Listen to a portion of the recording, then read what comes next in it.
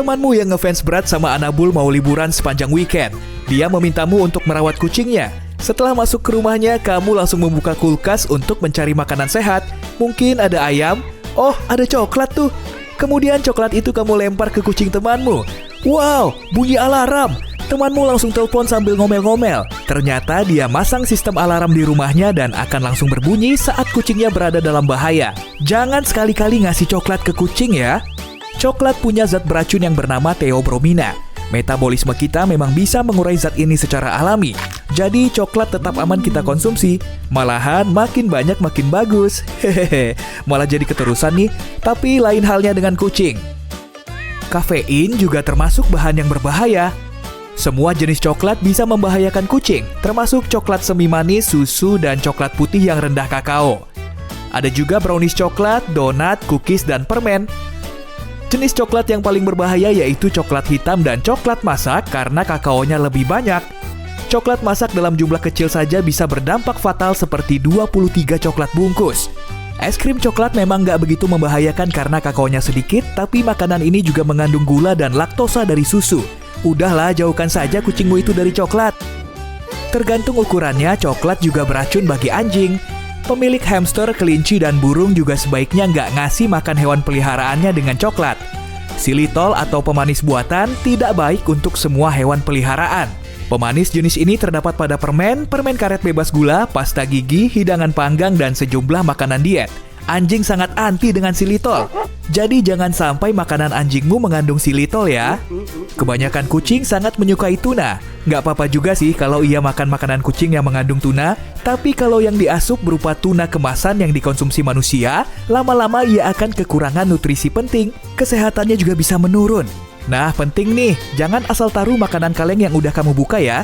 Tubuh kucing bisa menolerir hati sapi kalau dikonsumsi dalam jumlah sedikit. Tapi kalau kebanyakan, vitamin A-nya akan berlebih. Kucing dan anjing nggak perlu mengasup bawang bombay, baik dalam bentuk bubuk, mentah, matang, atau kering. Bawang putih 5 kali lebih kuat dari bawang bombay. Maka perlu disingkirkan juga. Jangan kasih kucingmu susu, keju, atau produk susu lainnya. Kebanyakan kucing nggak bisa mencerna laktosa. Akibatnya bisa memicu gangguan perut serius. Sama halnya dengan anjing, produk susu bisa menyebabkan alergi. Nggak perlulah joinan es krim dengan anjingmu saat cuacanya ngebul. Air dingin aja sudah cukup kok. Anggur dan kismis kurang bagus untuk hewan peliharaanmu. Meski cuma makan sedikit, anabulmu bisa sakit. Sebagai gejala awal, anjing akan terlihat lesu, sedangkan kucing akan sangat hiperaktif. Kafein dalam teh, biji kopi, kopi bubuk, minuman soda, dan minuman berenergi bisa berakibat fatal bagi anabul. Sebagai gejala awal, semua bahan makanan ini bisa meningkatkan detak jantung dan pernafasan, serta bikin gelisah dan kejang otot. Tulang dan daging tanpa lemak, baik yang matang maupun mentah, bisa memicu masalah pencernaan pada kucing dan anjing. Saat makan tulang, anabulmu bisa tersedak. Tulang juga bisa menghalangi sistem pencernaan dan pastinya berujung fatal. Telur dan daging mentah bisa membuat kucing keracunan karena di dalamnya terdapat bakteri jahat. Putih telur mentah juga mengandung protein yang bisa memicu masalah kulit dan bulu pada kucing. Ikan mentah juga nggak bagus. Di dalamnya terdapat enzim yang mampu merusak vitamin B. Vitamin ini sangat penting untuk kucing karena kalau sampai kekurangan vitamin B, kucing bisa mengalami masalah neurologis. Kalau kamu biasa ngasih makanan anjing ke kucingmu atau makanan kucing ke anjingmu, udah ya, please stop sekarang juga. Kalau anabulmu nggak sengaja icip makanan dari spesies lain, efeknya nggak akan parah kok. Tapi ini nih masalahnya, kucing perlu makanan yang kaya protein, vitamin, dan sejumlah asam lemak secara rutin. Nutrisi ini nggak begitu banyak terkandung di dalam makanan anjing, sedangkan anjing perlu makanan yang jauh lebih seimbang. Makanan kucing terlalu tinggi lemak, kalori, dan protein. Kalau terus-terusan diberi makanan kucing, anjingmu bisa obesitas dan menderita penyakit perut. Bisa berabe kan? Makanan biasa yang kaya vitamin seperti alpukat pun bisa loh bikin anjingmu alergi. Alasannya ya karena daun, biji, kulit, dan daging buahnya banyak mengandung persin. Kalau kebanyakan zat mirip asam lemak ini bisa memicu masalah perut yang pastinya bikin jengkel. Selain itu, bijinya bisa menyumbat saluran pencernaan. Alpukat juga sangat berbahaya bagi kelinci dan burung karena mengandung persin. Beberapa jenis burung bisa menolerirnya, tapi ada juga yang menderita kerusakan jantung. Gak perlu ambil resiko lah, sebaiknya jauhkan buah ini dari hewan tersebut. Hindari juga buah kesemek, persik, dan prem, karena di dalamnya terdapat biji dan isi buah. Selain menyumbat usus, biji buah persik dan prem juga mengandung sianida. Zat ini sangat beracun bagi manusia dan anjing. Saat masuk ke perut kucing atau anjing, adonan ragi akan melewati proses alaminya, yaitu mengembang. Akibatnya perut anabul akan meregang dan bisa memicu rasa sakit. Saat kamu bikin kue, jangan biarkan adonannya tersentuh oleh anabul ya, awas. Hari berjalan normal, seperti biasanya kamu mandi sebelum bersiap untuk pergi kerja. Semuanya berjalan sesuai rencana sampai hal itu terjadi. Kamu salah melangkah, air tumpah ke lantai, dan kamu melambaikan tangan ke udara. Tubuhmu pun jatuh ke lantai tanpa kamu sadari. Semuanya menghitam. Hal pertama yang kamu dengar adalah dengingan bernada tinggi di kepalamu. Au, kepalamu sakit. Kamu perlahan berdiri, gak ada darah kok. Baguslah. Lebih bagus lagi, suara denging mengganggu tadi langsung berhenti. Sambil memegangi kepala, kamu meninggalkan kamar mandi dan hampir kesandung kucingmu, Milo. Dia mendesis, lalu terdengar suara jelas di kepalamu yang berkata, "Dasar ceroboh." Hah? Kamu menggoyangkan kepala dengan rasa takut, tapi gak ada orang lain di sana. Cuma kamu dan Milo. Mungkin benturan di kepalamu tadi lebih parah daripada yang kamu bayangkan. Kamu mengabaikannya dan lanjut ke dapur. Milo mengikutimu, kamu mendengar gerutuannya tanpa henti. Kok dia bisa tidur di kamar sedangkan aku dilarang? Kenapa aku belum dapat makan? Makhluk berkulit ini males banget. Apa aku harus mencakar sofa atau ninggalin tikus di bantalnya? Pikiran pertama yang terlintas di benakmu adalah, ada tikus di rumah ini. Yang kedua lebih relevan, aku udah gila kayaknya. Bagus. Seperti sudah autopilot, kamu menuangkan susu ke mangkuk Milo dan mengisi mangkuk kedua dengan makanan kering. Kucing itu sepertinya nggak suka dengan betapa cepatnya kamu melakukan itu karena dia bilang, "Astaga, buruan dong." Oke, sekarang kamu jadi harus terbiasa dengan kenyataan bahwa kucingmu Milo punya sifat kakek-kakek yang suka menggerutu. Aduh, kamu memutuskan untuk mengunci diri di kamar mandi lagi karena merasa kewalahan sendiri. Kamu duduk pelan-pelan di atas tutup toilet dan hampir lompat terkejut karena mendengar ada yang berdebat kencang. Setelah melihat sekeliling, kamu tahu bahwa ternyata bukan cuma ada tikus, tapi kecoa juga ada di rumahmu. Bagus banget! Saat itu kamu sedang melihat sepasang serangga yang sepertinya lagi bertengkar. Salah satunya menuduh yang lain karena... Apa? Tunggu. Berselingkuh? Wah, nggak beres nih. Kamu baru aja mau keluar dari kamar mandi saat mendengar suara keras. Di ruang duduk, kamu melihat kucingmu di lantai, tepat di bawah pot bunga yang hancur. Yang paling parah, tampaknya dia kesakitan. Dia terus saja merintih dan mengeong. Aduh, sakit tanganku, aduh, au. Tapi sofanya belum dicakar hari ini. Kamu mengangkat Milo memasukkannya ke carrier. Hei, pelan-pelan dong kantong kulit. Lalu kamu pergi ke klinik. Di jalan kamu harus konsentrasi penuh untuk memblokir begitu banyak suara yang mengganggumu. Ruang tunggu dokter hewan penuh.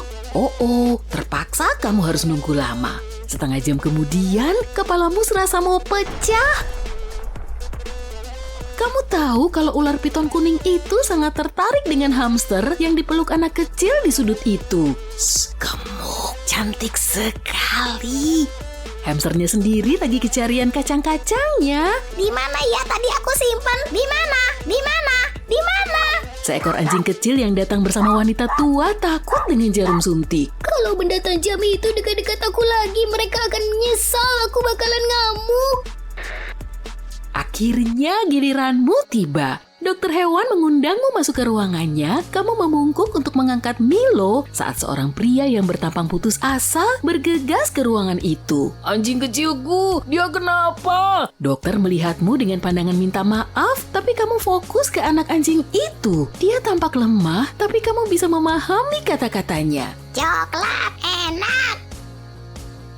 Saat kamu mengatakan ke dokter hewan dan pemilik yang khawatir itu bahwa si anjing kecil memakan coklat yang merupakan racun untuk anjing, mereka melihatmu dengan tidak percaya dan masuk ke ruangan dokter. Beberapa waktu kemudian, pria itu keluar memegang anjing yang sudah terlihat lebih baik. Saat mereka pergi, dokter hewan melihatmu. Kok kamu tahu anjing itu makan coklat?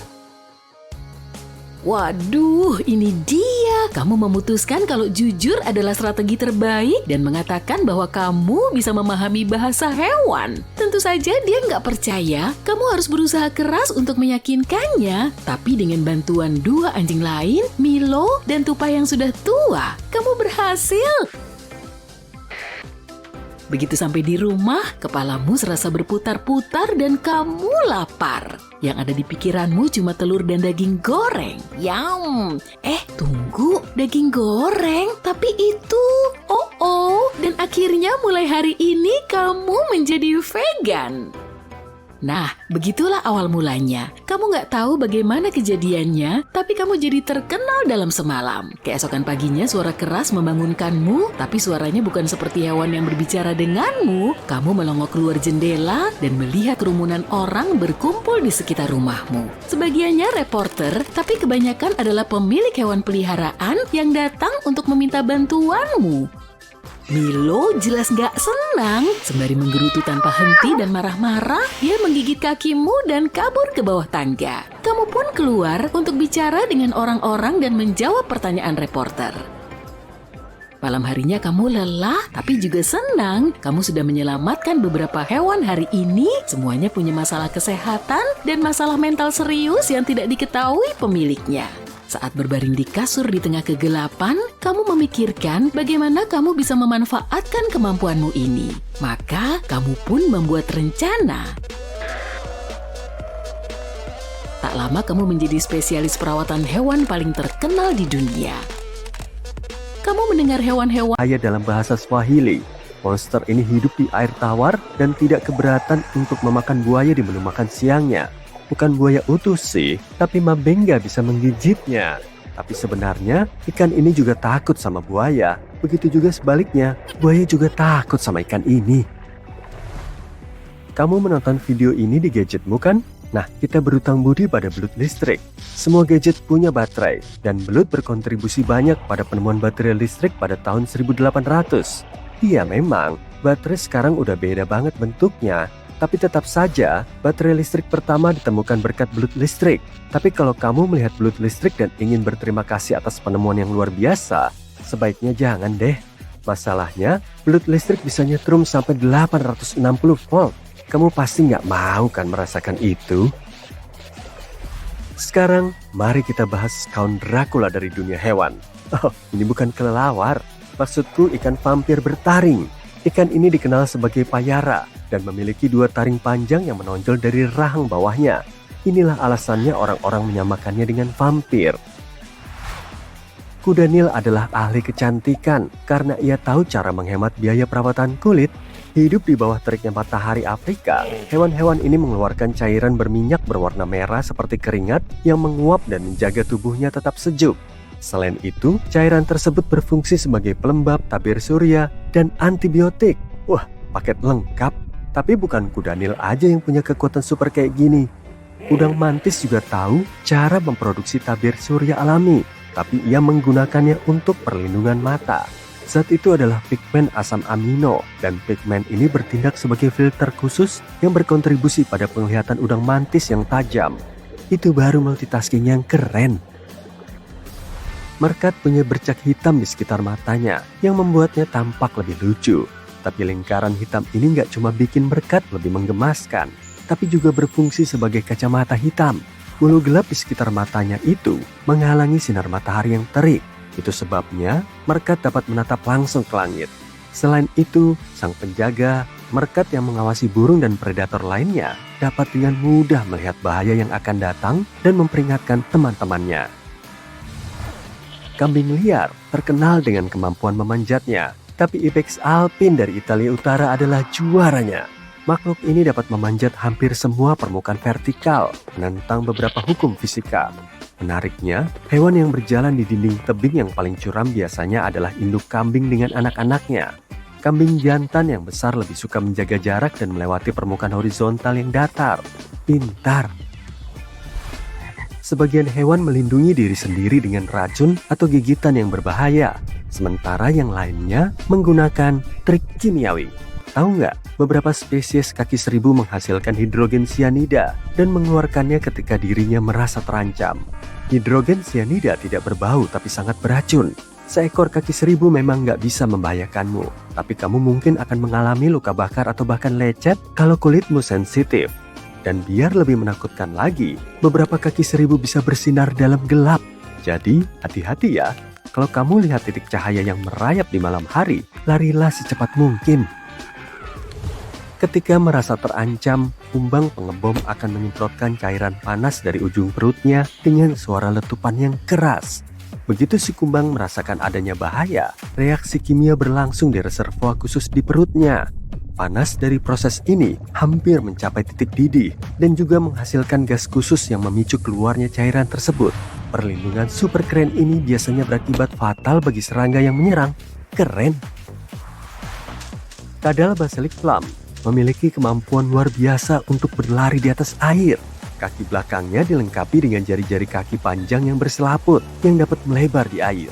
Hasilnya, permukaan kaki kadal yang bersentuhan dengan air menjadi lebih lebar. Kemudian, ketika berjalan di atas air, si kadal memompa kakinya dengan sangat cepat. Hal ini menciptakan kantong-kantong udara kecil yang mencegah hewan ini tenggelam dan menjaganya tetap di permukaan. Kutu memang menyebalkan, tapi bukan berarti tidak menakjubkan. Makhluk kecil ini bisa melompat sekitar 50 kali panjang tubuhnya. Kalau manusia bisa melakukan